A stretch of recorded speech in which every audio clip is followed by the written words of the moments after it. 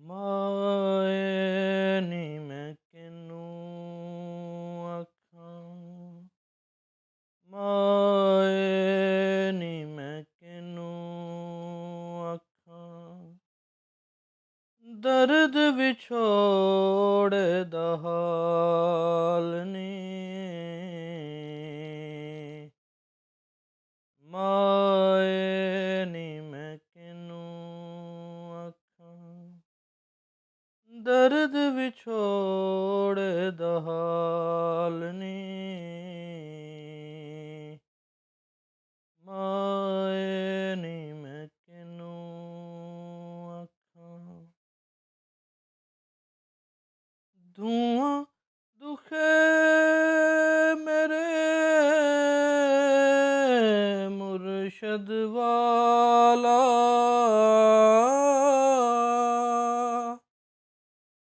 دھواں دکھے میرے مرشد والا،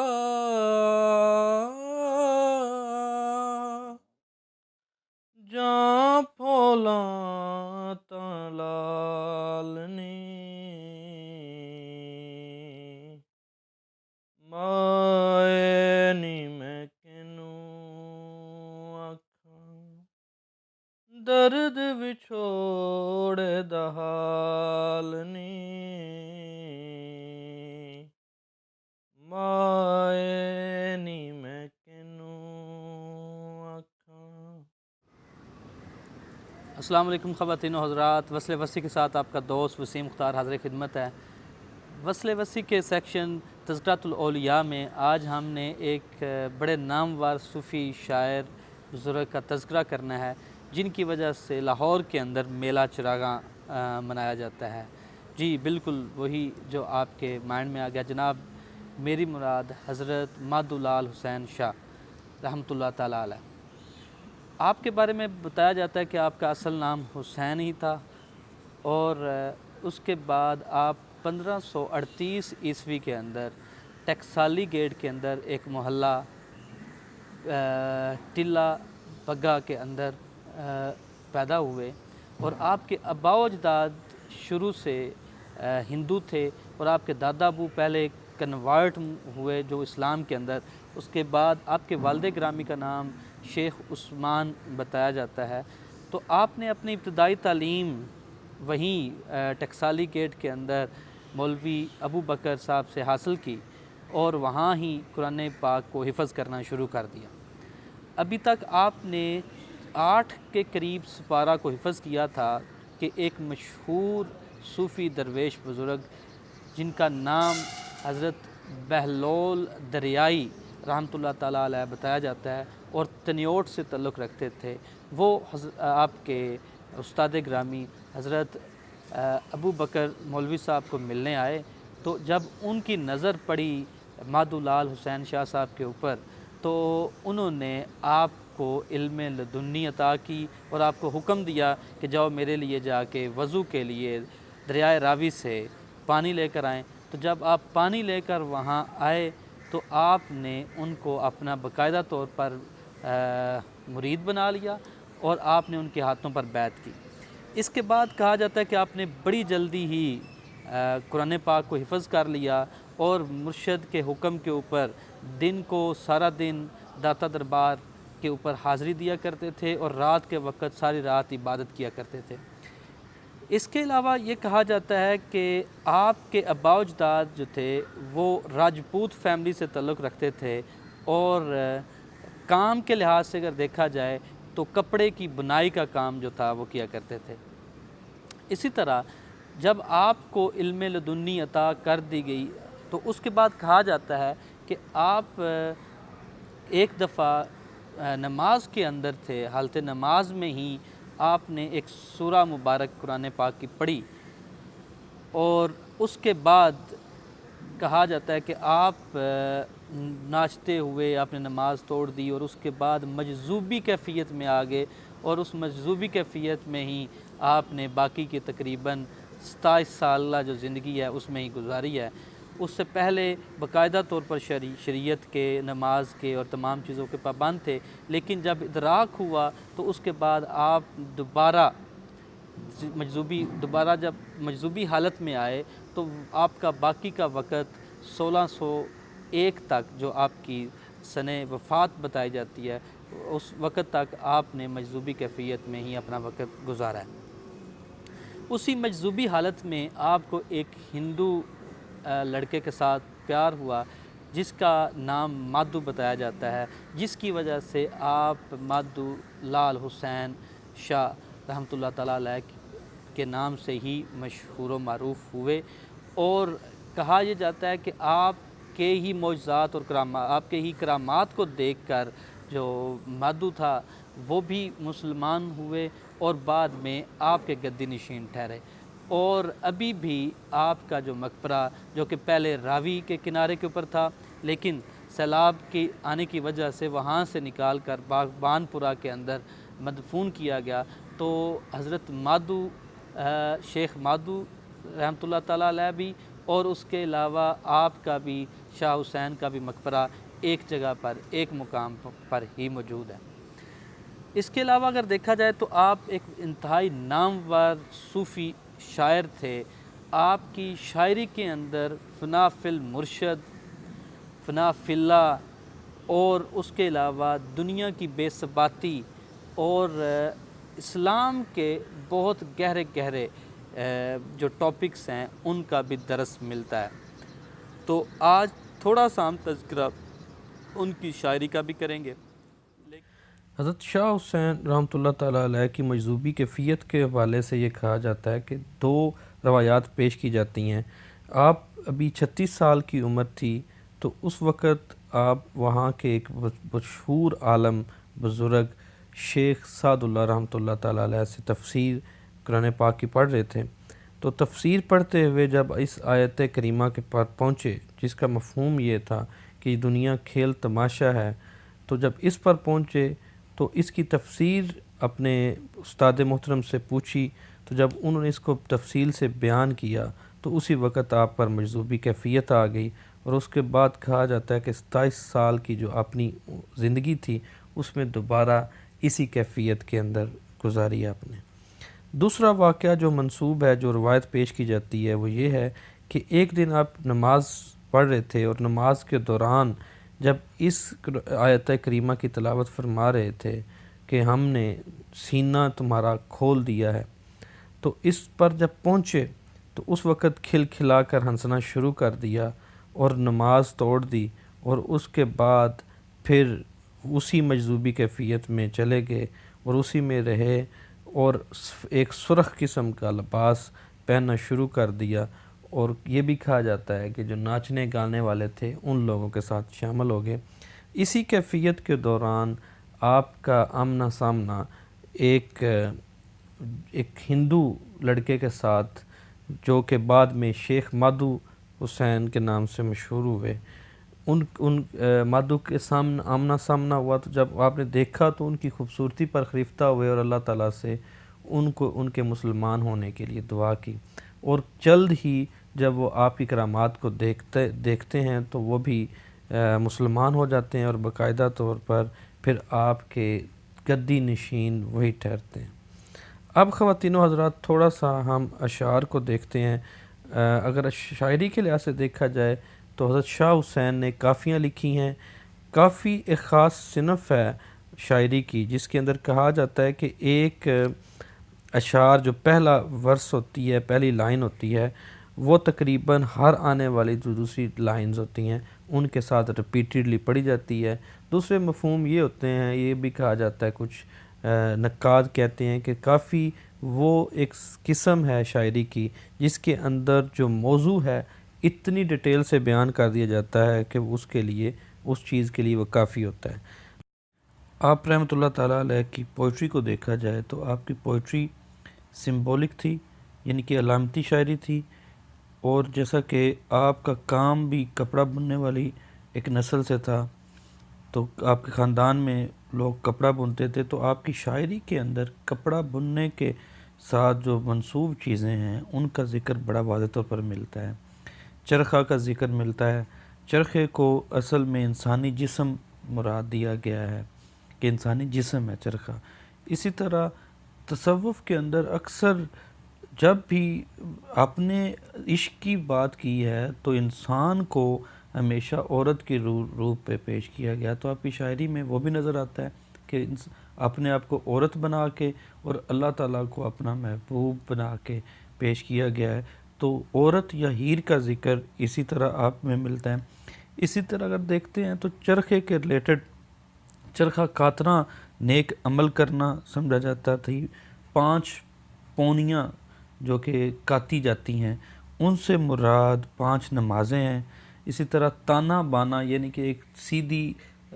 رو پہ جو جانے والی دھاگا ہے اور ایک الٹا، ان کو اصل میں طاقتور اور عزت کے ساتھ دیکھا جاتا تھا. اور باقی ڈھیر ساری ایسی علامتیں سمبلز آپ نے یوز کی ہیں اپنی شاعری کے اندر جو کہ لوگوں کو میٹافوریکلی یا آپ سمبولکلی سمجھانے کی کوشش کی ہے اپنے الفاظ میں. پیکا کہا ہے دنیا کو، سورا گھر یا سسرال جو ہے وہ آخرت کو دکھایا ہے.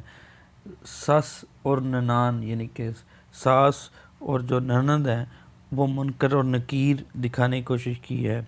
امبڑی اور ماں کا جو ذکر نظر آتا ہے وہ شریعت کے ساتھ ہے. ڈولی کا جب بھی ذکر آیا آپ کی شاعری کے اندر اس کا مطلب جنازہ ہے. مکلاوا موت کو ظاہر کرتا ہے، واویلا اسی طرح ان تمام چیزوں کو. کاک کا ہرن کا ذکر جب بھی آیا ہے تو یہ نفس امارہ کے ساتھ آیا ہے. تو اس طرح آپ کی بڑی علامتی شاعری تھی. اور جب بھی محبوب کا ذکر آیا ہے تو وہ رانجھا کی صورت میں، شو کی صورت میں آیا ہے، شو یا شاہ کی صورت میں، تو جس سے نظر آتا ہے کہ آپ نے بڑی علامتی شاعری کی ہے اور انہی کو استعمال کر کے لوگوں کو اپنا پیغام پہنچانے کی کوشش کی ہے آپ نے. اب آپ کے کچھ اشعار کو دیکھتے ہیں کہ کس طرح سے آپ نے ان چیزوں کو آگے پہنچایا ہے. جی تو خواتین و حضرات، حضرت مادھولال حسین شاہ فرقہ کے لحاظ سے اگر دیکھا جائے تو تصوف کے ملامتی فرقہ سے تعلق رکھتے ہیں.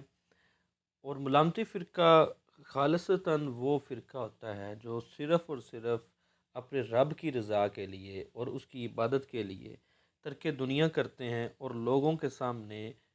اپنے آپ کو زاہد ثابت کرنے کی بجائے اکیلے میں اللہ تعالیٰ کی عبادات میں مشغول ہوتے ہیں. جب ان کو یہ محسوس ہوتا ہے کہ لوگ ان کو عزت کی نگاہ سے دیکھنا شروع ہو گئے ہیں اور ان کے ارد گرد جمع غفیر آنا شروع ہو جاتا ہے تو پھر یہ لوگوں سے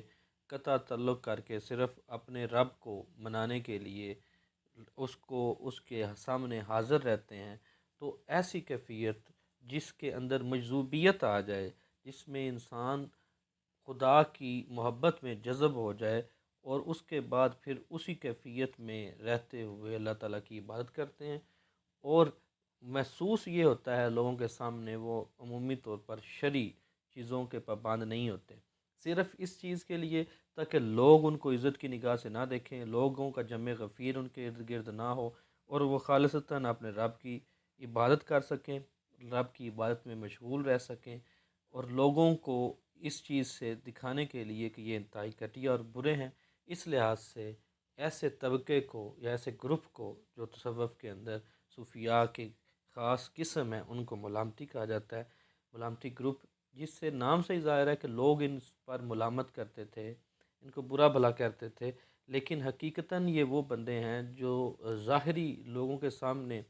محسوس کرواتے ہیں کہ وہ غیر شرعی کام کر رہے ہیں، لیکن اگر دیکھا جائے تو وہ حقیقتاً وہ خدا کو راضی کیے ہوتے ہیں، وہ بندے ہوتے ہیں جو انعام یافتہ ہوتے ہیں. تو ایسے بندے جو رب کی رضا کے لیے ترک دنیا کرتے ہیں اس گروپ کو یہ اب ملامتی گروپ کہتے ہیں. اور یہ مجذوبیت کی خاص قسم ہوتی ہے، جب اللہ تعالیٰ کی ذات میں یہ جذب ہو جاتے ہیں تو پھر دنیا کی کسی قسم کا نقصان یا دنیا کے کسی قسم کے پیسے یا دولت کی لالچ میں یہ لوگ نہیں پڑتے اور خالصاً رب کی رضا اور رب کی عبادت کرتے ہیں. آخر دادم بوجھ وہڑیا ساری عمر ونجائی ایویں باقی ریا نہ کچھ وہڑیا دیتے آئے لتھو بپاری جینتھوں لیتی اوس تو دھاری جاں تر تھیندا ہی کھوج ویڑیا کہ حسین سائیں دا لوج کلوج نہ لوج ویڑیا۔ ان اشعار کے اندر، اس کافی کے اندر بڑی خوبصورتی سے دنیا کی بے ثباتی کو انہوں نے دکھانے کی کوشش کی ہے، اور یہ بتایا ہے کہ آخری وقت کو یاد رکھیں، اور وہ وقت بالکل قریب ہے، اور یہ دنیا بالکل ختم ہونے والی ہے، اور جو آپ نے اوسط یعنی کہ زندگی، یا جو آپ نے چیزیں یا مال سماعت، یہاں مراد زندگی ہے، وہ ادھاری لی ہے، اس کو لینے والے بیپاری یعنی کہ حضرت اسرائیل علیہ السلام آ چکے ہیں۔ تو جان نکالنے سے پہلے اس سے بہتر ہے کہ اپنے آپ کو سیدھے رستے پہ لے آئیں، اور جتنا ہو سکتا ہے کھوج لگا لو حقیقت کی، اصل چیز کی، اور یہ دنیا کی جو بے ثباتی ہے اس کو سمجھ لیں، اور دنیا کی جو عزت دولت اور جو پیسہ ہے جس کے پیچھے آپ بھاگ رہے ہو،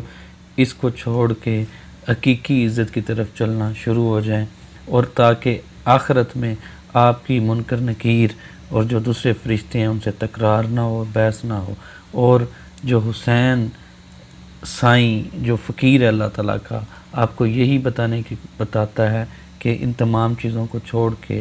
اللہ تعالیٰ کی طرف چلیں تاکہ آخرت میں آپ کو شرمندہ نہ ہونا پڑے۔ عاشق ہوویں تا عشق کماویں، راہ عشق دا سوئی دا نکا، دھاگا ہوویں تا جاویں، باہر پاک اندر آلودہ، کہا تو شیخ کہاویں، کہ حسین جے فارغ تھیویں، خاص مراتبہ پائیں۔ اس کافی کے اندر بڑی خوبصورتی سے انہوں نے عشق کے بارے میں اور عشق حقیقی کے بارے میں بتایا ہے کہ عشق حقیقی کی طرف، اللہ تعالیٰ کی طرف چلنے کا رستہ اتنا آسان نہیں ہے، کہ انسان اس رستے میں ایسے ہی ہے جس طرح سوئی کے اندر دھاگا ڈالنا ہو، اور دھاگا ہوں گے تب آپ اس رستے میں جا سکتے ہیں، یعنی کہ انتہائی مشکل رستہ ہے۔ دوسری طرف پھر جو علماء حضرات جو دنیا کی طرف لگے ہوئے ہیں ان کو وہ سمجھانے کے لیے کہتے ہیں کہ اگر آپ باہر سے پاک ہیں اندر سے آلودہ ہیں تو بالکل ایسی چیز آپ کے کسی کام آنے والی نہیں ہے، اور اگر آپ نے اندر کو پاک کر لیا تو پھر آپ نے عشق کی طرف چلنا شروع کر دیا، اور عشق حقیقی کی طرف اور یہ حقیقی منزل کو آپ نے پا لیا۔ اور میں جو کہ شاہ حسین آپ سے یہی درخواست کرتا ہوں، یہی کہتا ہوں کہ جب تک آپ دنیا کو، چیزوں کو چھوڑیں گے نہیں، اس وقت تک کبھی بھی آپ دنیا کے جو آخرت کے مراتبے ہیں، رتبے ہیں، ان کو کبھی نہیں پا سکتے۔ اس دنیا کو چھوڑ کے ہی آپ یہ چیزیں حاصل کر سکیں گے، ادروائز آپ ان کو حاصل نہیں کر سکتے۔ ربا میرے حال دا محرم تو، اندر تو ہے باہر تو ہے، روم روم وچ تو ہے تانا تو ہے بانا، سب کچھ میرا تو، کہے حسین فقیر نہ مانا، میں نہ ہی سب تو۔ وحدت الوجود کی تھیری کو بڑی خوبصورتی سے انہوں نے بیان کیا، اور اللہ تعالیٰ کو یہ بتایا کہ اللہ تعالیٰ اندر اور باہر تمام چیزوں کو جانتا ہے، اور ہر چیز میرے جسم کے ایک ایک لمس، ایک ایک مسام کے اندر سمانے والی ذات جو ہے وہ اللہ تعالیٰ کی ہے۔ اس کو اتنا یاد کیا ہے کہ وہ ہر لمحے میرے اندر میرے باہر سب کچھ وہی ہے، تو میرے جسم کا لباس بھی، میرے اندر کا لباس بھی وہی ذات بن گئی ہے۔ تو میں تو بس یہی کہہ سکتا ہوں کہ میری کوئی ذات نہیں، میری کوئی چیز نہیں، میری کوئی حیثیت نہیں، جو ہے تو صرف اللہ تعالیٰ کی ذات ہے۔ کہ حسین فقیر نہ مانا، میں نہ ہی سب تو، ہر ایک چیز تو ہے اور تو ہی الٹیمیٹ ہے۔ تو اللہ تعالیٰ کو جو تھیری وحدت الوجود کی تھیری ہے اس کو دکھانے کی کوشش کی ہے۔ سجن دے ہتھ باں اساڈی، کیوں آکھاں چھڑ ویڑیا، رات اندھیری بدل کنیاں، ڈاڈے کیتا سڑ ویڑیا، عشق محبت سوئیو جانن، پئی جناں دے ہڈ ویڑیا، کلر کھٹ نہ کھوڑی، چنیاں ریت نہ کھڑ ویڑیا، نت پیاں بھرنا اے چھٹیاں، ایک دن چاسیں چھڑ ویڑیا، کہے حسین فقیر نہ مانا، نین نینا نال گڑ ویڑیا۔ ان اشعار میں سجن سے مراد اللہ تعالیٰ ہے اور اللہ تعالیٰ کی ذات، اور وہ کہہ رہے ہیں کہ میرا ہاتھ جو ہے میرے محبوب کی ہاتھ میں ہے، اور کس طرح سے میں انکار کروں کہ میں نے یہ چھوڑنا ہے؟ کیونکہ دنیا ایک اندھیرے کی طرح ہے جہاں موسم حالات و واقعات بڑے مشکل ہیں، اس میں کسی کے رہنمائی کے بغیر میں کبھی نہیں چل سکتا. اس لیے بہتر یہی ہے کہ میں کبھی بھی اپنا ہاتھ اپنے ساجن سے، اپنے محبوب سے کبھی نہ چھڑاؤں. اور یہ عشق کی منزل ہے، یہ عشق الہی کی منزل ہے، عشق حقیقی کی منزل ہے. یہ وہی جان سکتے ہیں جن کو اس طرف چلنے کا موقع ملا ہے، جو ادھر سے گزر چکے ہیں، جو یہ جان چکے ہیں، حقیقت کو جان چکے ہیں، وہی جان سکتے ہیں کہ یہ منزل کتنی مشکل ہے. اور پھر اس کے ساتھ یہ بھی کہتے ہیں کہ کلر زدہ جو علاقہ ہوتا ہے، وہاں اگر کھو یا کنواں اگر آپ لگائیں گے تو وہ کسی کو فائدہ نہیں دے سکتا نہ اس. اور اسی طرح اگر آپ ریت کے اندر کچھ چیزیں اگائیں گے، پیدا کرنے کے لیے بیج وغیرہ اگائیں گے تو وہ کبھی بھی نہیں ہوتے. مطلب بتانے کا یہ ہے ان کا کہ یہ دنیا کے اندر اگر آپ جتنا بھی رہ لیں، جو مرضی کرتے رہیں، تو یہ بے مقصد ہے، بے معنی ہے. جہاں جو مرضی کرتے رہیں، جب تک آپ نے عشق نہیں کیا اور اس ذات کو نہیں پا لیا جس کے لیے آپ دنیا میں آئے ہیں. اور روز مرہ زندگی میں آپ چھٹیاں بھر رہے ہیں. کھیل کود بھی اس کے میننگ ہے، اور ساتھ یہ بھی ہے کہ بوریاں بھرنا. تو آپ نے تمام خواہشات جو اپنے دل کے اندر آپ نے سمائی ہوئی ہیں وہ آپ بھرے جا رہے ہیں، لیکن ایک دن آپ نے یہ دنیا چھوڑ کے چلے جانی ہے. تو پھر وہ یہی کہتے ہیں کہ میں حسین جو کہ فقیر ہوں، میں آپ سے یہی درخواست کرتا ہوں، یہی کہتا ہوں کہ اللہ کے ساتھ، اپنے محبوب کے ساتھ آنکھیں چار کر لو اور حقیقت کو پا لو کہ حقیقت مطلب کیا ہے اس دنیا کا، اس دنیا میں آنے کا مقصد جو ہے پا لو. یہ بڑی خوبصورتی سے انہوں نے عشق کے بارے میں اور عشق کی دنیا کے اندر آ کر جو کام کرنے ہیں اس کے بارے میں یہ لیسن دیا. نسیو اسی نینا دے آکھے لگے، جینا پاک نگاہاں ہوئیاں، کہیں نہ جاندے ٹھگے، کالے پٹ نہ چڑے سفیدی، کاگ نہ تھیندے پگے، شاہ حسین شہادت پائیں مرن جو متراں اگے. اس کافی کے اندر اگر آپ دیکھیں تو انہوں نے یہی بتایا ہے کہ جو نین ہے، جب کسی سے آنکھیں چار ہوتی ہیں تو خاص طور پر محبوب کی نگاہوں کے ساتھ، تو پھر وہ نگاہیں ایسی چور ہوتی ہیں کہ آپ کو لوٹ لیتی ہیں. پھر آپ اپنا سارا کچھ اسی کو دے بیٹھتے ہیں، پھر دین دنیا سارا کچھ وہی ہو جاتا ہے. تو پھر اسی طرح ہم بھی اپنی نگاہوں کے کہنے کے اوپر لٹ کے آ گئے ہیں. اور جب نگاہیں پاک ہو جاتی ہیں تو پھر بندہ کبھی بھی ٹھگا نہیں جا سکتا، اس کی کوئی نقصان نہیں ہوتا، اس کو کوئی لوٹ نہیں سکتا، کیونکہ اس کی نگاہیں پاک ہو جاتی ہیں. یہ ایسے ہی ہے جس طرح کالے کپڑے کے اوپر سفیدی نہیں ہو سکتی، سفید رنگ نہیں کیا جا سکتا، جس طرح کوا جو ہے وہ سفید نہیں ہو سکتا، اسی طرح جس کی نگاہیں پاک ہو جاتی ہیں وہ کبھی بھی ٹھگا نہیں جا سکتا، کبھی بھی اس کو لوٹا نہیں جا سکتا، اور نہ ہی اس کی کوئی چوری کر سکتا ہے. اور شاہ حسین شہادت پائیں مرن جو متراں آگے، شاہ حسین یہ مرتبہ پا لے گا جو اپنے دوستوں، اپنے متر، اپنے پیاروں کے آگے مرنے کے بعد، یعنی کہ جب آپ اپنی تمام چیزیں اس کی ذات کے اندر ختم کر دیتے ہیں، پھر آپ کی ذات ایک ہی رہ جاتی ہے، وہی ذات جس کے لیے آپ دنیا میں آئے ہیں. تو پھر آپ کا مرتبہ بھی شہید لوگوں کی طرح ہے، کیونکہ آپ نے بھی اپنی ذات، اپنی تمام چیزوں کی نفی کر کے اس ذات کو پا لیا. کھم چرخڑیا تیری کتن والی جیوے، نلیاں وٹن والی جیوے، بڈھا ہوئوں شاہ حسینہ دندی جھیراں پئیاں، اٹھ سویرے ڈھونڈن لگوں سنج دیاں جو گئیاں، ہر دم نال سمال سائیں دا تاں تو استر تھیویں،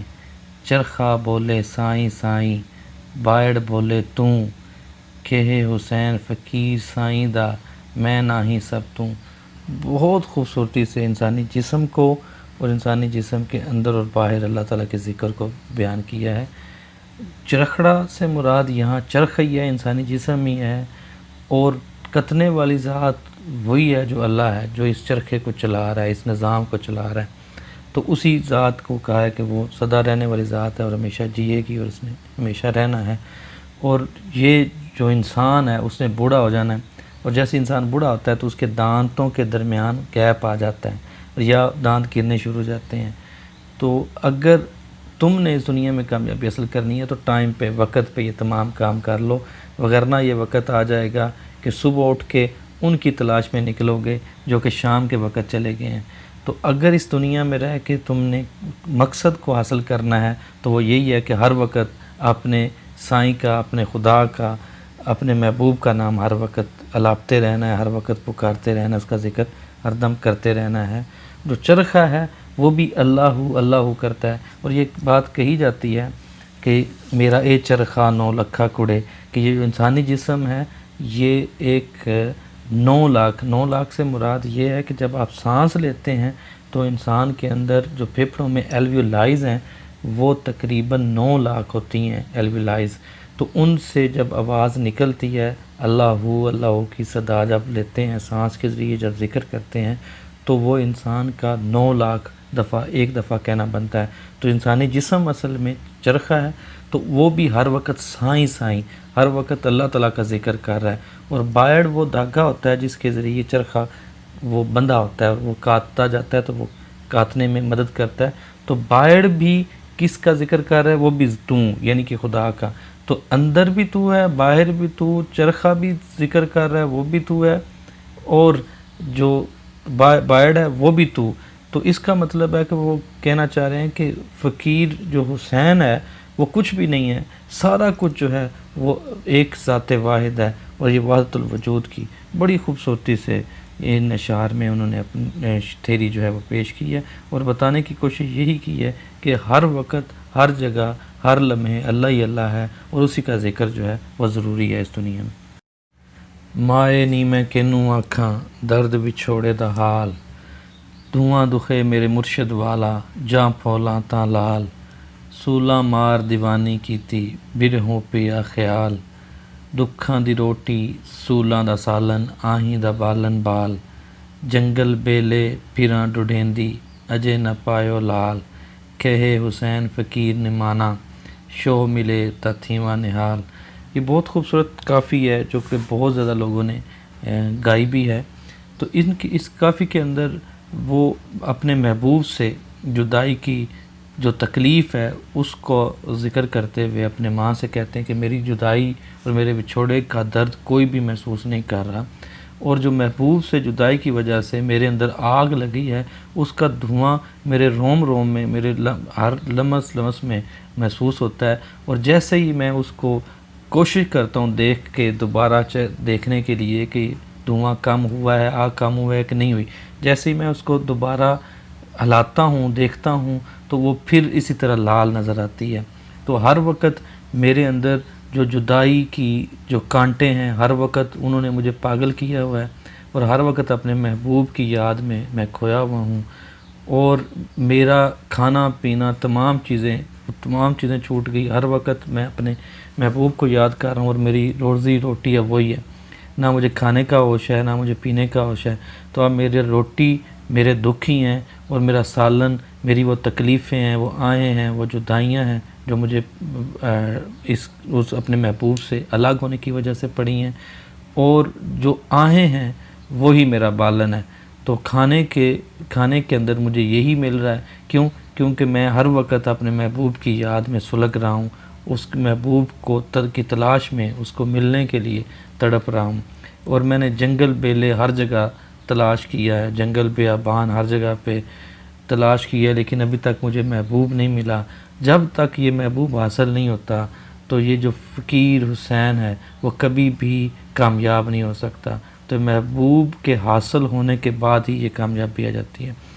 تو خواتین و حضرات بڑی خوبصورتی سے دیکھیں انہوں نے یہ چند اشعار جو ہم نے دیکھے ان کے اندر بڑی خوبصورتی سے انہوں نے اپنے میسج کو، لیسن کو آگے پہنچانے کی کوشش کی ہے، اور بتایا یہی ہے کہ یہ دنیا کس طرح بے ثباتی ہے اور اس نے کس طرح ختم ہو جانا ہے، اور الٹیمیٹ یہی ہے کہ جس نے اس ذات کو، اللہ تعالیٰ کی ذات کو پکڑ لیا اور حقیقی معنوں کو جان لیا وہی کامیاب ہوئے۔ تو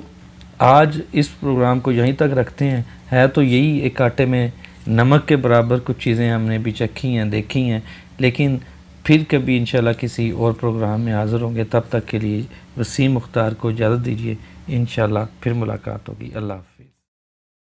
دکھاں دی روٹی سولاں دا سالن،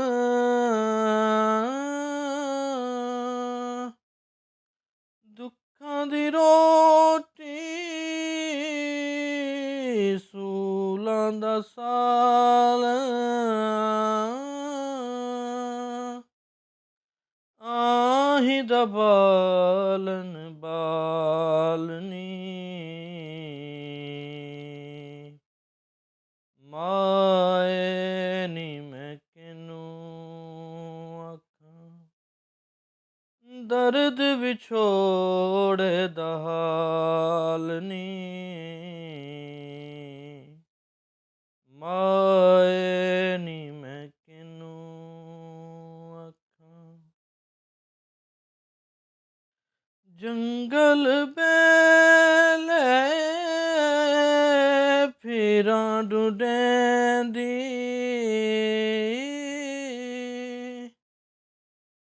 ਜੰਗਲ ਬੇਲੇ ਫਿਰਾਂ ਡੁਡੈਂਦੀ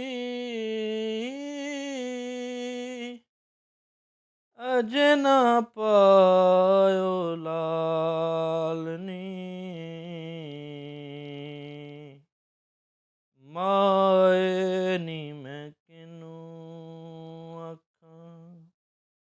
ਦਰਦ ਵਿਛੋੜੇ ਦਾ ਹਾਲ ਨੀ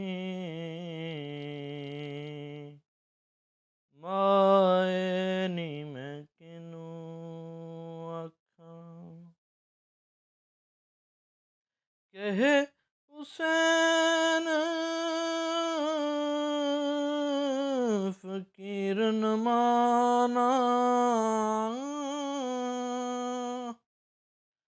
ਕਹੇ ਹੁਸੈਨ ਫਕੀਰ ਨਮਾਨਾ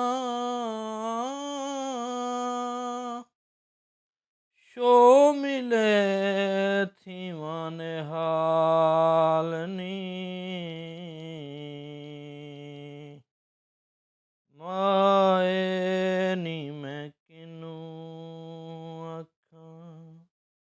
ਦਰਦ ਵਿਛੋੜੇ ਦਾ ਹਾਲ